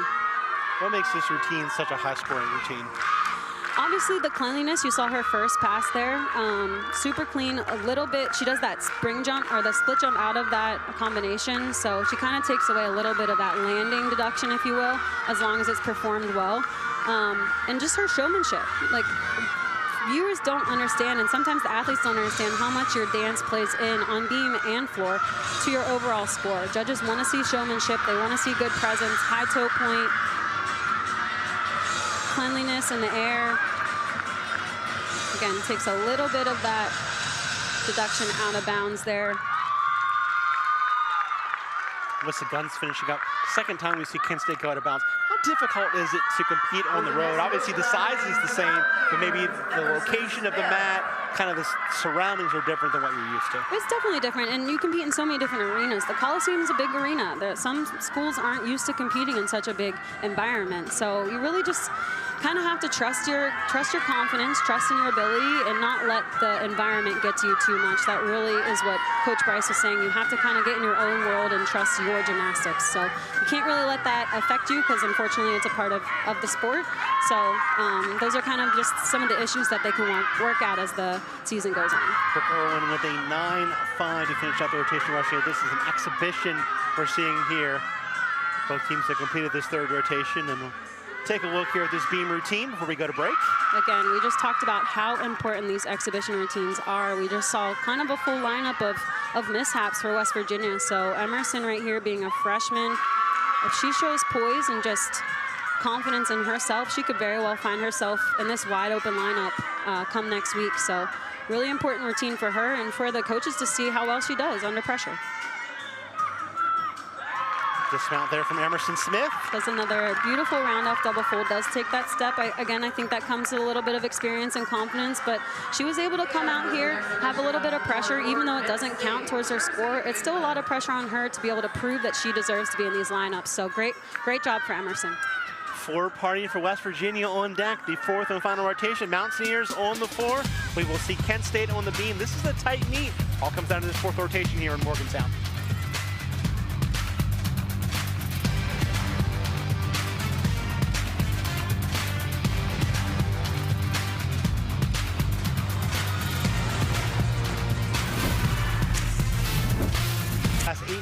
this series. That's in danger right now, and Kent State leads after 3 rotations by a pretty solid amount after the Mountaineers had to count a couple of falls on beam. Like a minute, Kaylin Millick here, and there's Kaylin. Wow, this is such a cool moment. Sophia actually sent this photo to me earlier. Again, she's a Morgantown native. She was 6 years old. I was trying to figure out, this was my senior year, and I'm aging myself. This was 12 years ago. And she said, I remember watching you in the Coliseum, and gosh, her mom came up to me earlier. She said, I'm in tears. I can't believe it's finally Sophia's turn. And wow, what a cool full circle moment. I'm so glad I get to be here to support her. It's so exciting. Well, and that's why it matters to do the chalk talk after the meets, because you never know who you're going to be inspiring, and you never know who's going to come up and be what you are, what you were 12 years ago. It's crazy. It's crazy. I'm so blessed and grateful that I still get to be a part of this program. Gosh, I love this place. I love these people so much. So to be able to still get to know the girls and to be able to commentate for them and highlight their talents. And I know they didn't have a great beam rotation, but you know, they need to put that behind them. I still love them all, and it's just really exciting to be a part of it. So let's just go have a floor party. The story of the last several years in college sports has been realignment, and West Virginia certainly finds themselves in a new Big 12, where really they're the only Eastern team. What does that add up to? The 6th most travel miles in the nation this year for the Mountaineers. It's unbelievable when you see these numbers. I kind of alluded to that earlier, is how much of a distance this team has to travel, with the Big 12 adding, you know, Utah, Arizona State, Denver has a direct flight to all of those places. So, you know, they're basically in each other's neighborhood. We're all the way over here, you know, on the East Coast, and to have to compete with these teams and do all this travel, you know, we have to level up, and to be able to mentally do that is exhausting. So, you know, a little bit of a challenge for West Virginia being in the Big 12, but it kind of just is what it is. You can see other teams having to do the same thing, with UCLA being in the Big 10 now. So they have to travel from there all the way to Rutgers. So it's just a difference for these teams. It's a lot on the athletes, but overall they have to be able to maximize and do what they know how to do. Yeah, those top 3 now in a conference that doesn't make sense geographically for them. You've got Alaska in there, which no matter who they're competing against is going to be tough. And then you got West Virginia in that mix as well, having to really go west. And the time zone changes matter too, kind of twin athletes. Time zone changes, and also factor in direct flights. So sometimes they aren't able to fly direct, which is a lot, and it's exhausting. So you see the scores for West Virginia on the beam, not their best rotation. As a coach, what are you saying to your gymnasts before they hit the floor? As a coach, you're disappointed for sure. You know, they haven't had the best beam rotations the last couple meets. Not necessarily quite this bad, but overall right now you're still in competition mode. They have to go out and maximize floor, which is really their best event. They've done really well, so have to be able to put it behind you for today and be able to fix it later. See the 4 exercise there for Kent State. They started slow, but really finished well, stacking 4 scores. Alvin might win her 2nd event of the day. She's already won vault. She's in a good position number 4 with that 9.85. We were talking about the trial for West Virginia. You look at it here, and that speaks volumes. You're going to Denver, you're going to BYU, and you're going to Arizona State. I mean, those are all that direction. It's exhausting, and they're back-to-back weekends. But ultimately, it's just kind of the cards you've been dealt. You have to be able, as a coaching staff, to prepare your girls as best you can for that travel, and they have to dig deep and be able to figure out what works for them specifically. Jason mentioned earlier, you know, they aren't here to motivate them in terms of. What I mean is they can't just pick one thing to motivate them every day. They have to be able to come in and motivate themselves. They can't rely on the staff. They can't rely on a specific song to get them pumped up. They have to be able to do that within themselves, and especially with this travel, it has to be done, and it has to be done quickly, because, you know, these meets go on, and to be able to qualify for postseason, which is something West Virginia did not do last year, they have to be able to maximize scores. They have to figure out what works. Take a look at both teams warming up for this 4th rotation. We mentioned it earlier. Kent State goes from this meet right into the heart of conference meets. 3 in a row in the MAC. Then they go to Rutgers and face Michigan as well, and then to Central Michigan. So all those meets, because of the way they do the MAC, where you round robin, you face everybody. Next week, the pressure is going to be on for them to perform and try and defend a co-regular season championship last year. Absolutely, and we talked about how competitive the MAC conference is now. You know, they've really upped the ante. Ball State has come out of the woodworks just gearing up, ready to go, ready to be competitive, which is really important. You can't get complacent. You have to, even though you did well last year, scores were there for the Golden Flashes last year, co-season regular championship, you can't settle for that. You have to want more. You have to up the ante to really be able to be competitive and to put your best gymnastics forward, because, yeah, you just can't get complacent. You want to be eager. You want to be hungry to win that actual MAC championship on that day. And you see how tight it is just looking at that preseason bowl. I mean, when you've got 9 points between 1st and 4th, that tells you how good the MAC is top to bottom. It's unbelievable. And even from when I was a gymnast 12 years ago, these teams have really upped the ante. They've improved in their rankings, national rankings overall. So it's really exciting to see a conference come together and just all be competitive and really show the United States what they have as a conference. So really exciting for them, but they have to be able to just keep that ball rolling, be competitive. Marcia saw that Central Michigan team pick third last week. The Central Michigan gained the win over the Mountaineers. Kent State in position to do the same through 3 rotations. One final note on the schedules. Boy, I can't wait to see Utah and Florida here at the Coliseum. That's going to be so much fun in a couple weeks. Really exciting. Talking about what we mentioned earlier is just the level of gymnastics, how exciting it is for viewers. And, you know, NCAA gymnastics is getting so much more exposure across ESPN, ABC last weekend with the Sprouts Invitational, with big-time teams. You know, for all of these teams to be able to compete with those big-time teams, they have to just get the job done. They have to figure out what works for them and not be complacent, like I said earlier. So really exciting to have those big teams in here. I think we'll get a fantastic crowd. There's multiple Olympians on both of those teams that we'll get to broadcast. I'm excited for it, selfishly. I know you're excited for it, but it'll be a fun meet in the Coliseum, and hopefully the energy of the buzz going around town will motivate the Mountaineers to have a good meet as well. Time Magazine picked Caitlin Clark as their kind of person athlete of the year, but really said 2024 was the year of the woman. You saw that with the explosion of volleyball, gymnastics, getting a huge national TV audience. That was a wrestling, but we already know that these sports are worth watching. It's really exciting. I think viewers are starting to understand how exciting women's sports can be. You know, we're coming off an Olympic year with Simone Biles obviously coming back as the GOAT of gymnastics. It's a really exciting year for college gymnastics because people are excited about gymnastics because of the Olympics. So it's an opportunity for NCAA gymnastics to really be exposed, and people are going to be really excited about it. So Gabby Rowley's had an excellent meet. She'll be in her 3rd event, Beam, to start things off for Kent State. I really want to see her have a good routine here. We talk about how important this first spot is up, especially on balance beam. Balance beam is such a mental event. You know, it's actually one of the easiest events, but it's the hardest mentally. You're up there by yourself. She's the only thing going on right now. She's handling it beautifully. She has a little bit of attitude up there, which I love to see. You can tell that she's confident. But we saw a little bit of that breakdown mentally for West Virginia. I want Kent State to really end on an exclamation point. And it's hard to end on this event, too. So Riley with the 9.675 on vault, 9.75 on floor. And again, she did that in a big spot after a couple mistakes by her Golden Flash teammates to get things right. But then once she did that, the rest of the team picked up after her. And there's something about, you know, when I kind of mentioned it earlier, when you're in the flow of your meet and you're putting up good scores, you kind of keep that ball rolling. It gets your confidence there, and you're able to kind of collectively have a good meet, which is what you want each individual athlete to do to be able to maximize team sport. Ends with a nice gainer full dismount. Really straight body type or body position there. She does take that step. You can see some balance checks here and there on her jump series, a little bit on that full turn. And then the dismount here. Just needs to spot the ground a little bit longer and hold that position. Riley Manis making her home floor debut for West Virginia. Riley is a freshman from California, so made the long trek all the way to West Virginia here. One thing to note about her on this event is her style. You can see all the way through her toe point, her fingertips, her look.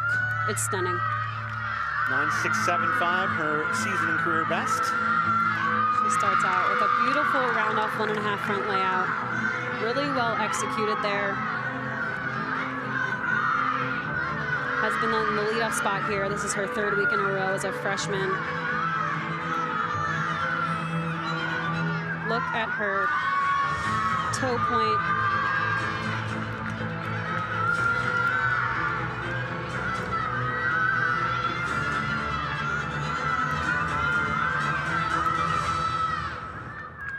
Just beautiful choreography here. Gearing up for her last pass here. There's a front handspring Rudy, nice and controlled, makes that all the way around.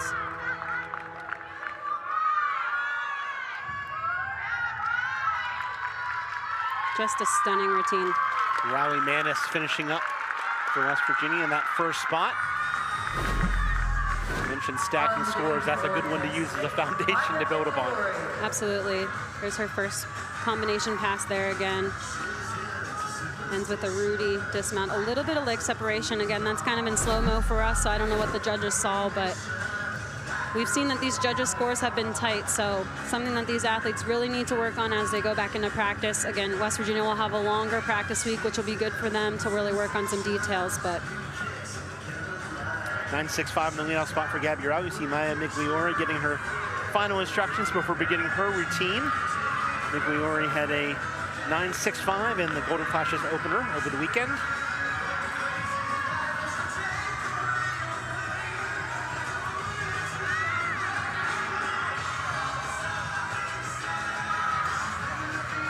see her leap series there. Again, I think it's just the beginning of the year nerves for these teams. You can see just that break in connection there, which is going to lower her start value, special requirement, and that bonus combination. So mistakes you really don't want to see your team make, but if you're going to make them, good that they're at the beginning of the year with those kind of first-time nerves. 9.65 the score for Manis for West Virginia. Nice front toss. Tiny bit of a balance check there.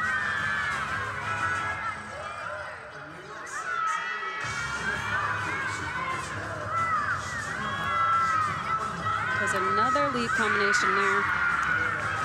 Good thing to note is these athletes do practice. If they do have a mess up or a break in connection, sometimes they'll add a different bonus combination to be able to make up for that, to be able to have that 10-0 score. So I believe that's what she did right there. Front full in a tuck position for her dismount, does take that step. Again, a little bit of those execution mistakes right there. You can see a little bit of that just kind of uneasiness in landing, but I think what's important to note is Kent State's making these beam routines. The finesse will come as their confidence comes and season moves forward. Speaking of confidence, Journey Wayne is someone that has a lot of it on the floor.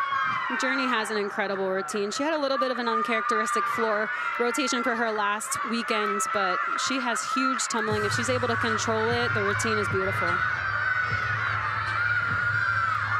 Does a massive Rudy into a 2-foot layout. There's that split jump I was talking about to kind of get rid of that landing. Leap combination there. Beautiful job. Last week I thought it was a little bit uncontrolled. Important that you stay in one spot, kind of showing that that 180 split and just those legs up in the air.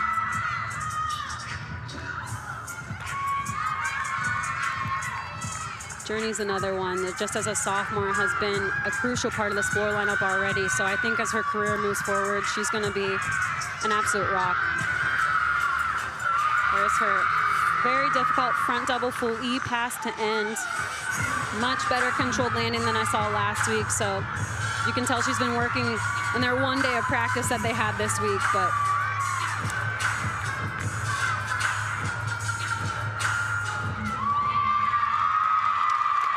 great routine for Journey. I think what strikes me about the sophomore group watching them is just the athleticism that they have.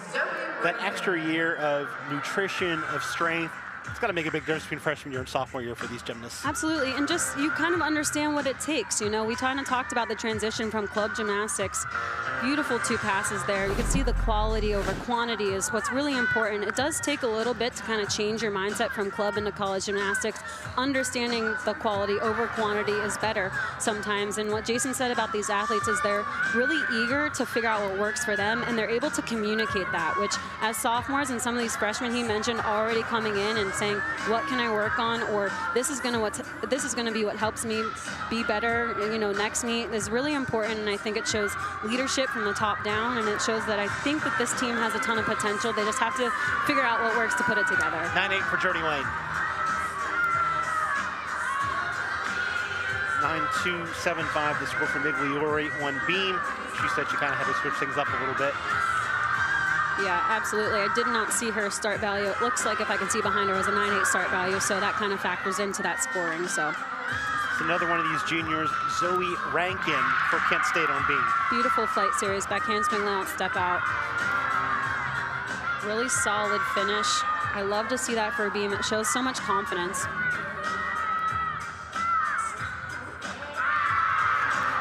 Nice leap series, switch leg into straddle quarter. You can see on the team score, West Virginia has closed the gap a little bit. Down by 1.1 points, but that's a lot to make up unless there's a mistake somewhere. So you can see right there, had a little bit of a balance check, but she danced out of it. Is going to repeat the skill right here to be able to get the bonus connection. Pitch kick right there into a side aerial. The important thing to note on balance beam and even floor exercise sometimes, the judges don't know what your routine is. So if you can kind of play it off and dance out of things, they won't necessarily take all the time. So if you can kind of trick them into not knowing what's coming next is really the important part of beam, and it's all a part of that mental aspect. Really unique hitch kick into a gainer pike right there. Takes that step. When, as you said throughout, it's about presentation, right? If you can sell it, you can get a good score. Absolutely. These judges don't know what you're about to do. So if you play it off like you just did the best thing ever, that can go a long way with your scoring. So Brooke Albin competing third for West Virginia on floor. Brooke, again, has been in this floor lineup for her 3 years, into her 4th year now. She's worked really hard to perfect. And she's a tall gymnast as well. You can see perfect execution on that double pike. The cool thing I've noticed about Brooke, and I did get to watch her in practice a few weeks ago right before season started, she has really worked hard on her dance. She said dance isn't normally really easy for me, so she's had to work hard, and she said, Caitlin, I'm finally having fun with my routine, and I'm just out here having a blast. So that makes a huge difference. You can see kind of her personality come out that I haven't necessarily seen in the past years. So as a senior, go for it, girl. Nice leap combination. Switch leap. Popa. It's the part of her routine where she really takes a breath.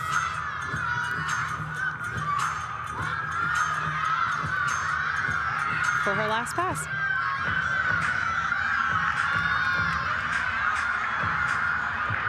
Brooke ends with a nice double tuck. Chest a tiny bit low, but again, as that endurance comes throughout the season, wow. You can see the amplitude of the wave as she goes in for that flip. She gets a lot of verticality. And she's a tall gymnast as well, so judges want to see big gymnastics. And you can see right here, opening pass, nice double tuck, perfectly executed. I would take nothing on that. Double tuck to end, a little bit low with her chest there, but does show control on the step back. It's important to know, too, that they're allowed to take that step back on their passes. If it's a backward pass, they want to take a nice controlled step backwards. If it's a forward pass, they're allowed one step forward as long as it's controlled. So beautiful job for Brooke. 9.5 for Zoe Rankin. This is Nene Alvin, currently leading the vault, the floor, and the all-around in this meet. Having a great meet so far. Really difficult layout, step out, layout, step out. Karen 9.85's already for her own vault and floor. We kind of talked about kind of that athleticism she presents, and she's not a tall gymnast. She's actually pretty tiny, so to be able to see the power that she can create on all of these events, to do a standing layout is incredible. A switch leap, another difficult leap pass there. So she's a talented athlete, and I know that Kent State is excited to have her. Only a sophomore, too. Beautiful front aerial there. She's really showing the execution that all of these teams really want to present on each of these events.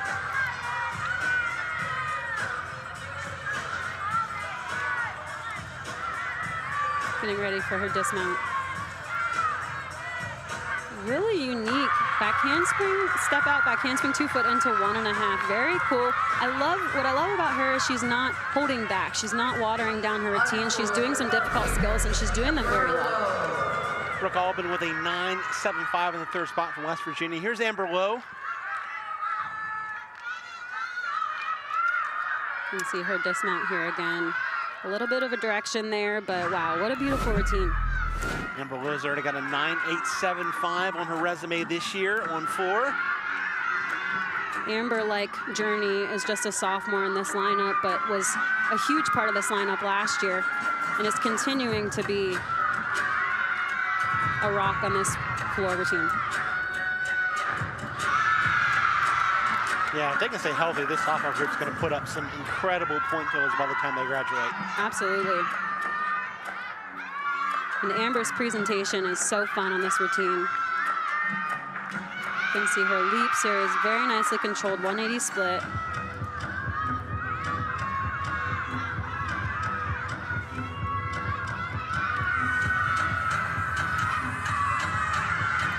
Her combination pass right here. 1.5 front layout. Got a little bit caught up there. Looked like she was a little under rotated on the 1.5. She had to kind of whip that front layout around. It would be a deduction for her.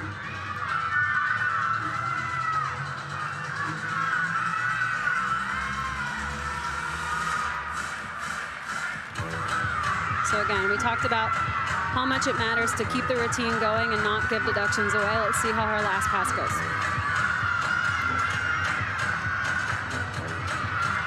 Double pike there. Does run out of gas a little bit. It landed short.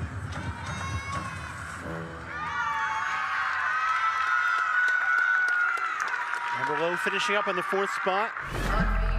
Danae Alving with a 9.775 for Kent State, 1 beam. Another look at Amber Lowe's rotation here. Yeah, you can see right there, she was under rotated in that round off 1.5, so she had to kind of whip that front layout over, landed in a squat position. So definitely going to be deduction for that in that last pass. But again, the lineup has to continue, and who better to do it with Anna Lee coming up next.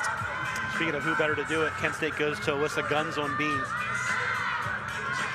You can kind of see that style I was talking about with her floor routine. There's just, sometimes you can't teach this style. It's just kind of something that's within you. Between her toe point, you can see right there, all the way through her fingertips. It's just stunning.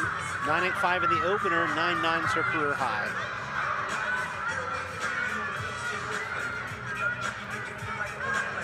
Series there. Back handspring layout, step out, kind of dances out of it. That was kind of what I was saying earlier with being really fluid in the routine. Still a deduction, but it could be worse if you kind of let yourself tense up. So being fluid, and you can tell she's a veteran on this event and just a senior moving forward, and you can just tell that in her confidence and her style. A nice cartwheel full. Again, you can tell she's been around the block a few times with that suck landing. Wow, what a beautiful routine. Senior finishing up. 1 beam routine to go for Kent State Mountaineers. Have 2 left on the floor. That cartwheel, gainer full dismount, spots the floor perfectly. Very nicely done. 9.325 the score for Amber Lowe. We saw magic in this spot last week from Anna Lee. This routine is a lot of fun. We talked about coming back from injury and how Anna's had to battle that, and she's just motivated. This routine is so captivating too. She can really hone in on her tumbling, trust herself, get those landings. She's in for another big score.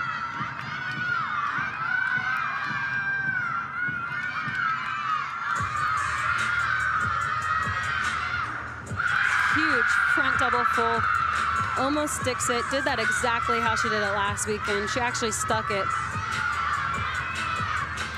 The cool thing about Anna is, I don't know, she got a 9.95, but one judge actually gave her a 10 last weekend. So she's got a lot in her pocket that she's not afraid to give out. So really excited for her, and it's really motivating for her and for the team as well. Senior really has gone out well so far this year.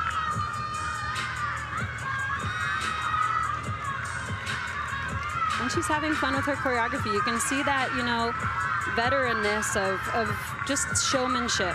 And that's just going to continue to prove as the season goes on. Ends with a Rudy layout step out. Another great landing for Anna. Another great routine in her pocket, especially after some mess-ups. Wow. Should be another big scorer for her. Alyssa Guns with a 9.775 in that 5th spot for Kent State. They will finish with Heidi Schultz. Has not competed in this event this year, but has a 9.9 career best on beam. like I talked about for this Kent State team, they definitely have a team full of 9'8", potential 9'9". A lot of them put up those numbers last year. So once they get a couple of these nerves out and get going, I think it'll be a lot more motivating when they get into conference play. And like we talked about, that how they have to up the ante to be competitive. So I think it's really going to light a fire come the next few weeks. And this is just kind of a couple meets that they can get out of their system. Beautiful series. Front toss into back handspring. Very nicely executed. And she's having fun up there. Again, that comes with that showmanship and that confidence. Golden Flashes trying to drop a 9.275. That's their lowest score through 5 gymnasts. Another difficult pikes front toss there.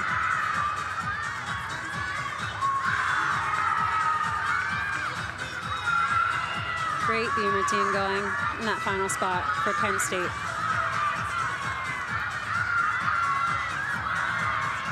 Back handspring 1.5 dismount does take that hop, but wow. Really impressed with this Kent State beam lineup. They did have some balance checks, but ultimately they stayed on the equipment, which is exactly where you want to be this time of year. So really proud of them, really impressed with, especially ending on balance beam in a different arena.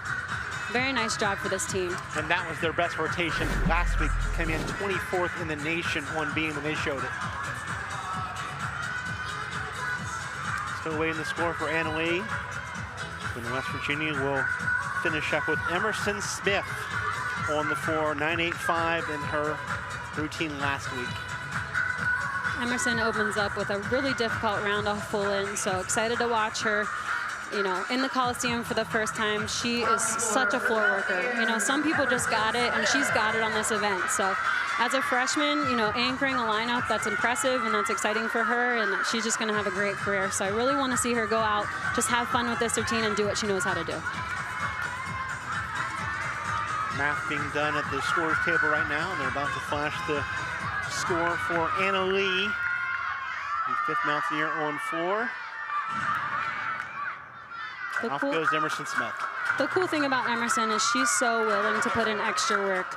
Like Brooke, dance isn't her strong point, but she's willing to kind of step out of her comfort zone and work on it. And wow, with this tumbling, wait till you see her. A nice full in.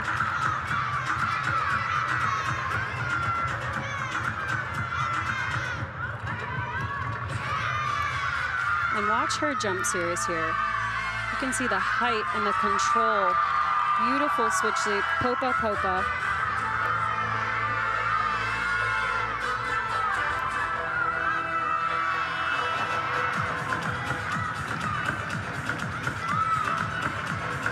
You can see her teammates having some fun with her on the sidelines.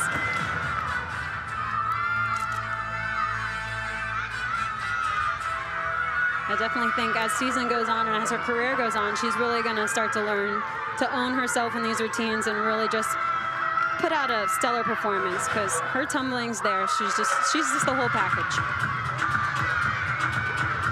Last pass here. Beautiful front layout, Rudy.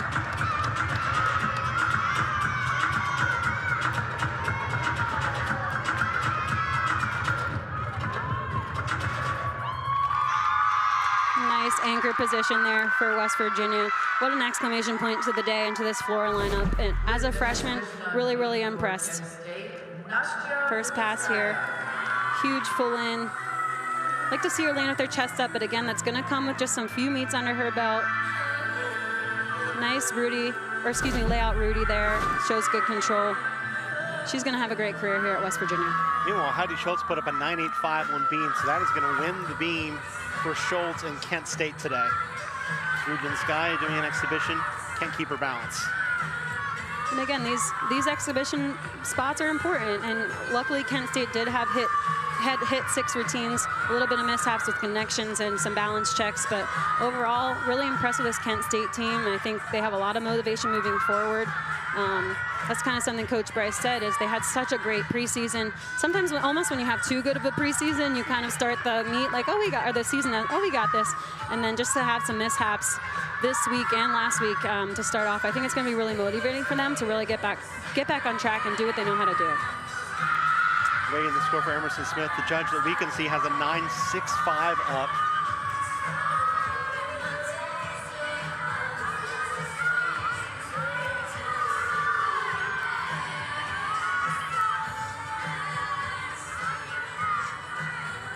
Ending the beam exhibition there with an exclamation point. Nice round off 1.5.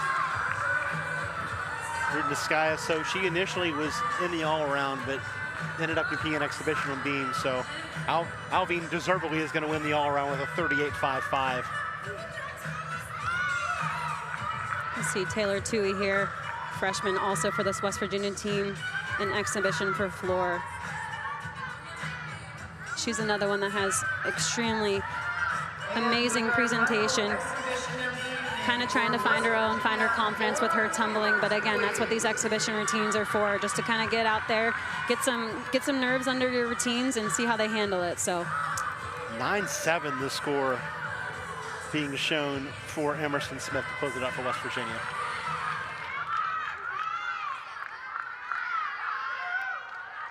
So Tui on 4 in exhibition to close things up. Again, this score will not count towards the team score, but meaningful. And something that Jason Butts has done is you start somebody in an event or two that counts, you work their way up through exhibitions, you add another event as the season goes on. So Tui hoping to do that with 4. Absolutely, especially as freshmen. You kind of, it's really rare that you see a freshman come in and just knock it out of the park on 4 events. There's a lot to adjust to with, just college in general, different training styles, different kind of pressure on these athletes. In club, you kind of do it for you. That's not necessarily such a team sport, but in college, every routine matters for the entire team. So that puts a lot of added pressure on athletes, and as a freshman, it's hard to deal with sometimes. So adding events at a time and really kind of contributing as little as you can, to really gain your confidence is what's going to be best for their career as a whole.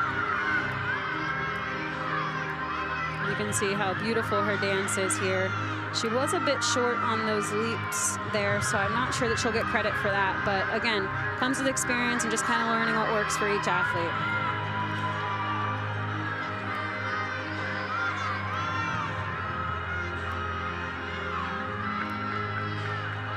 She's going to end here with a back 1.5 front layout. Was a little under rotated last week, so see how much juice she has.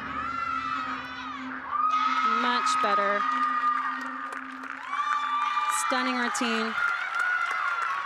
Sufficient for Taylor Tui. Good confidence booster for her to put up that number. We'll see what it's going to be once they flash it, but that's a solid confidence thing to end the meet on for West Virginia. Absolutely, and like we said, as a freshman, you just kind of got to get out there and start. You got to figure out what works for you. Got to work with the coaching staff. That's something that Jason said earlier, that these freshmen are really doing well as they're coming in and they're communicating, which is really, really rare for freshmen to come in and really work with the coaching staff on what works specifically for them. So excited to see that. I think they're going to have great careers, and we just got to see what West Virginia can do as they regroup. Let's talk a bit about each rotation, kind of recap things. For Kent State, I really felt like they started well on bars, and that set the tone. Their best rotation, 48.825 on bars, followed with a 48.375 on vault. As you see the final score in beam. And again, like Migliori did not have her best routine, but the rest of the team picked her up. You count the 9.5 as your worst score. Yeah, absolutely. Ending on beam is difficult. Bars might be their best event, which is a great point to start for Kent State. They historically are great at that event, but there's always a weakness, and I really thought they handled ending on beam really great, especially after some mistakes they had made on floor. So really excited for them. I think that's going to fuel them moving forward. Yeah, Kent State struggled a bit on 4, really picked it up in the back half of their rotation, 48.025, and then they follow that with their second best rotation of the evening on beam, 48.55. Solid score in the second meet on beam for the Golden Flashes. Yeah, absolutely, and I think they should be really proud of that. Even after mistakes, they really came together and they executed and they maximized the scores after them. So they didn't let some mistakes kind of trickle down in a bad way. That next person up kind of really set the tone and fixed, their attitude moving forward. So really proud of them for that. I'm excited to see what they have moving forward into conference play. So we're still rating the official final score for Smith. So we're kind of holding things as we have not added that to the 4 equation so far. After the exhibition from Tui, that score is about to be shown here. Judges are conversing with the 4 to kind of figure out maybe a start value here. Yeah, that is something for the viewers at home. You are able to inquire on routines if you feel like the score isn't accurate. So it might change the score, it may not. The downside is if you do a video replay, they can actually pick up extra tenths that they can deduct. So that's the risk you take. But ultimately, it's to figure out, you know, are we on the same page here or are we not? Do we need to change some things? So I figure that's kind of what the floor judges right now. You can see the meet ref there. Both teams kind of corralling and talking about the day. So again, early in the season, a lot of nerves that created some mistakes for both of these teams. But the best you can do is put it behind you and move forward. Do you feel like the 9-7 for Smith was a reasonable score? Or?